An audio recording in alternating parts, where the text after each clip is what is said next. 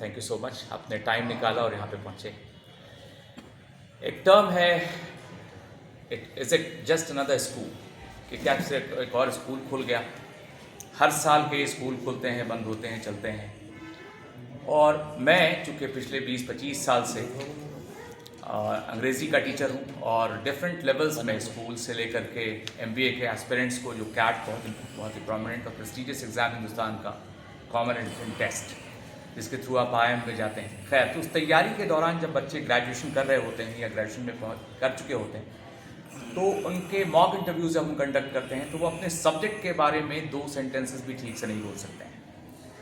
तो आप अगर एनालिसिस कीजिएगा ये हालात क्यों हैं ऐसे, तो सारा का सारा जो आप रूट कॉज समझ में आएगा वो ये है कि स्कूल एजुकेशन कहीं ना कहीं थोड़ा फॉल्टी है।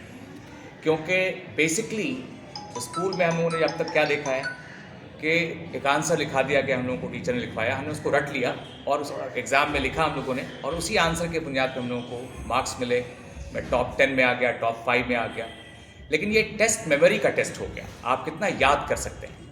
अभी की दुनिया चाहती है आपका कॉन्सेप्ट कितना अच्छा है किसी भी चीज़ को। फॉर एग्जांपल, अगर आप लॉ ऑफ मोशन की बात कर रहे हैं, थर्ड लॉ ऑफ मोशन, तो मैंने सुना दिया कि थर्ड लॉ ऑफ मोशन ये है, every action has an equal and opposite reaction. लेकिन जब इसकी समझ की बात होगी, अंडरस्टैंडिंग की बात होगी, इसको इंसाइट कहते हैं, उसकी सख्त कमी है, जिसकी वजह से एक बच्चा जो ग्रेजुएट हो गया उसके बावजूद भी वो एम्प्लॉयबल नहीं है। और इस बीच में ब्रिज, एक गैप है बहुत बड़ा से, इसको कोचिंग पूरा करने की कोशिश भी करती है, मगर ये बहुत मुश्किल काम है क्योंकि आपका बेस आपके पास नहीं है। तो मेरा ऑब्जेक्टिव है, हम लोगों का ऑब्जेक्टिव ये है कि हम डे 1 से बच्चों को, अभी NEP के तहत जो नेशनल एजुकेशन पॉलिसी है, एक चीज़ है NCFRSE, national curriculum framework for school education, उसमें गवर्नमेंट का फोकस इस बात पे है कि हम लोगों को इन्वॉल्व करें, एक्टिविटी बेस्ड एजुकेशन हो, जो लेटेस्ट, जिसको कहते हैं state of the art technology का इस्तेमाल करके हम लोग अपने क्लासरूम में बच्चों को डे 1 से उनके लैंग्वेज पे काम करेंगे, उनको कॉन्सेप्ट बेस्ड अंडरस्टैंडिंग या लर्निंग किसको कहते हैं ये सिखाएंगे हम अच्छी तरीके से, ताकि वो बच्चा जब बड़ा हो तो उसको एक आप इमेजिन कीजिए, एक छोटी सी बात में जो बहुत महसूस करता हूँ शिद्दत से, वो ये है कि आपने +2 कर लिया, इंटरमीडिएट कर लिया साइंस से, फिर आप किसी कोचिंग में एडमिशन लेने गए। मैं किसी कोचिंग के खिलाफ नहीं हूँ, लेकिन फिर भी आप 2 लाख, 2.5 लाख, 3 लाख रुपए आप कोचिंग में पे करते हैं। अगर वो बच्चे कामयाब हो गए तो बहुत अच्छी बात है, लेकिन बहुत से बच्चे इस लायक भी नहीं है कि उन कोचिंग के क्लासेस को समझ सकें, फिजिक्स, केमिस्ट्री, बायोलॉजी।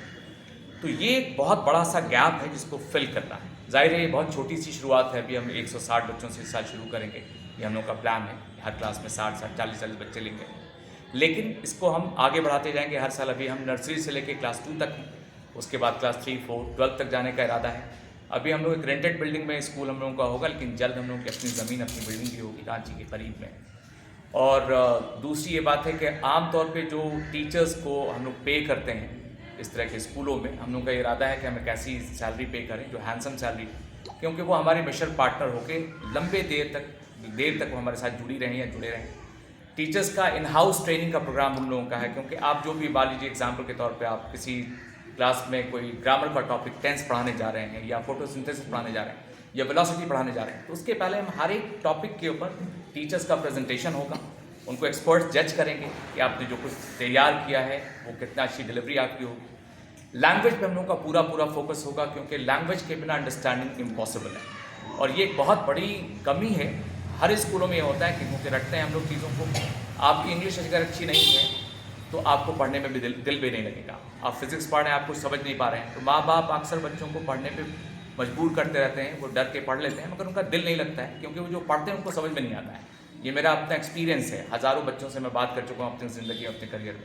तो उनका दिल नहीं लगने का सबसे बड़ा रीज़न ये होता है कि वो जो कुछ पढ़ रहे हैं उनको समझ में नहीं आ रहा वो क्या पढ़ रहे हैं। और इस वजह से बहुत सारे बच्चे जो बहुत प्रॉमिसिंग हैं, बहुत टैलेंटेड है, जिनको अगर प्रॉपर गाइडेंस मिल जाए तो वो कुछ भी कर सकते हैं, लेकिन इसकी कमी की वजह से बहुत सारे टैलेंट वेस्ट हो रहे हैं, उनको प्रॉपर गाइडेंस नहीं मिल रहा है। तो बहुत सारे फैक्टर्स इनफैक्ट हैं आज के यूथ के अंदर अनएम्प्लॉयबिलिटी का जो रीज़न है, उसमें से कुछ फैक्टर्स हम लोगों ने एनालाइज किया है, ताकि हम स्कूल के ज़माने में उनको वो सब कुछ प्रोवाइड कर सकें और एक शानदार एग्जाम्पल सेट करें कि स्कूल इसको कहते हैं, स्कूल स्टूडेंट इसको कहते हैं। जब मेरा कोई बच्चा कहीं जा रहा है तो एक जेम हो, उसके पर्सनालिटी से, उसके लैंग्वेज से, उसके बिहेवियर से पता चल जाए कि ये एक डिफरेंट तरह से ट्रेन किया हुआ बच्चा है, जो समाज के लिए भी काम का होगा, अपने फैमिली के लिए, फिर अपने देश के लिए। एक छोटा सा एग्जाम्पल देके मैं अपनी बात खत्म करूँगा, फिर आपका सवाल दूंगा।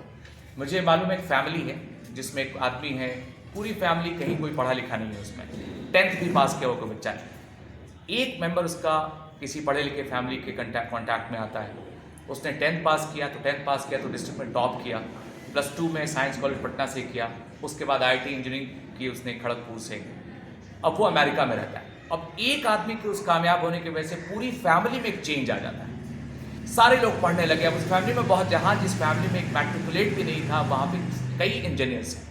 और ये प्रैक्टिकल एग्जाम्पल मैं आपको इस तरह से दे रहा हूँ कि जो कुछ भी मैंने अपनी आंख से देखा, ये एग्जाम्पल जो मैंने दिया, आप नाम तो नहीं लेंगे, हम इसको कहते हैं इम्पर्सनल डिस्कशन, लेकिन ये बात ज़रूर है कि एक इंसान अगर बड़ी कामयाबी हासिल कर लेता है तो अपने फैमिली को वो चेंज करता है। और जैसा कि अभी चेयरमैन सर ने बताया कि हम लोगों का एक ऑब्जेक्टिव ये भी है कि बच्चों के अंदर जो वैल्यूज़ हैं, फैमिली वैल्यूज़, आज ओल्ड एज होम, माँ बाप बूढ़े हो गए तो बच्चों ने माँ बाप को वहाँ जाके छोड़ दिया, इसकी कमी है सख्त, जिसकी वजह से वो फैमिली बिखर रही है, टूट रही है, आपस में अंडरस्टैंडिंग नहीं है चीज़ों की। तो एकेडमिक सब्जेक्ट्स पे एक्सेलेंस के साथ साथ फैमिली वैल्यूज़ पे भी डे 1 से हम ट्रेन करेंगे बच्चों को, वैसे रेलेवेंट स्टोरीज बता के, वैसे माहौल में रख करके, ताकि वो समझें कि इंसान होने के वजह से उस हवाले से उनका क्या बिहेवियर एक्सपेक्ट किया जाता है फैमिली में, समाज में, सोसाइटी में। और वो एक अल्टीमेट, मेरा ये टर्म है, मैंने लिखा है इंटरनेशनल स्कूल के साथ, O level international school, it's a renaissance. Urdu में कहते हैं निशत सानिया, हिंदी में कहते हैं पुनर्जागरण। तो ये एजुकेशन के थ्रू जो अभी कमी है, जो बहुत सारी चीज़ें मर गई हैं, उनको फिर से जगाने का काम शुरू करेंगे इंशाल्लाह। और एक और बात कि टीचर्स का हम लोग इंटरव्यू करने वाले हैं, 15 तारीख तक डेट है उनको एप्लीकेशन डालने का। तो आपके माध्यम से मैं कहना चाहता हूँ, जो लोग एक अच्छे मिशन के साथ काम करना चाहते हैं उनका वेलकम है कि वो तशरीफ़ लाएँ, अपना रिज्यूमे भरें। 28 जनवरी को हम लोग टेस्ट लेंगे, रिटन टेस्ट, और साथ साथ इंटरव्यू लेंगे, और उसके बुनियाद पे हम टीचर्स को सिलेक्ट करेंगे। Thank you so much.